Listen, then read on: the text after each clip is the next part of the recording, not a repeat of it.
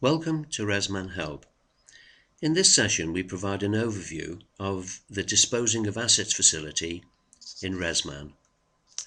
So I'll go to the asset register and you can see here a list of our active assets.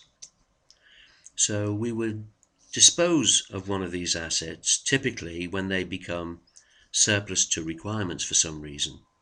They may have deteriorated beyond economic use. However, we don't actually delete these assets. If I click on our view type of disposed, you can see this is a list of our disposed asset register. So assets simply get transferred from the active register to the disposed register. I'll go back to our asset list again. Now, the disposal process is quite straightforward.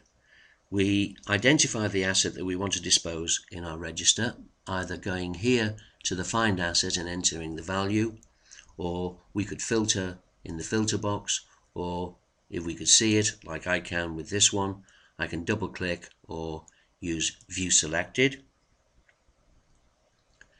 And I would simply at this point click on dispose. However, just before we do that, it's worth a quick mention about sibling assets. There is actually a separate video on sibling assets, but briefly, siblings are assets that have been purchased or linked together with a parent asset, so they have a dependency. And when we're making that link, we can say that we want to dispose of a sibling with a parent when the parent is disposed. And we can see our siblings here. If I click on sibling assets, we don't actually have any with this asset that we're going to dispose of, but you can see the tick box here that says delete, which is dispose with parent. So I'll close that box. So we're now ready to carry out the disposal. I click on dispose and it gives us an initial pop-up box that tells us what's going to happen. We're going to archive this asset into the out of service or disposal file, and if we say yes, which we're going to, it will also transfer any siblings, and we know that we haven't got any, so I'm saying yes to that, and immediately it gives us a message box where we can put our disposal reason, and I'll put in there damaged beyond economic repair, and I click on OK, and at that point the transfer of that active asset into the disposal register automatically takes place. You can see here that our reason for disposal has been put in red, and it automatically appends the date of disposal at the end of the record. You'll also notice that all our data items are grayed out now, so they can't be edited. If for some reason we did need to edit a disposed asset, let's say for instance we'd transferred it into the disposal register inadvertently, we can use this restore disposed asset option, which undoes the transfer from disposal back into the asset register.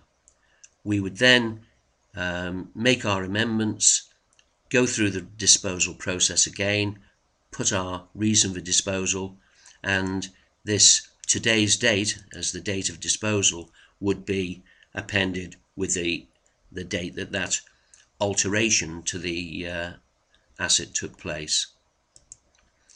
I'll go back now to our disposed register list, and if we wanted to find assets that had been disposed of that we didn't know the asset ID number, let's say for instance we had a need to look at any assets from heating, so if I go into asset category and I type in the heating, we can filter for those, and it's found 4 records. I can do select all, view selected, and I can then start scrolling through my records, and I can see our reasons for disposal and the disposal date. So this concludes our overview of disposing of assets in ResMan.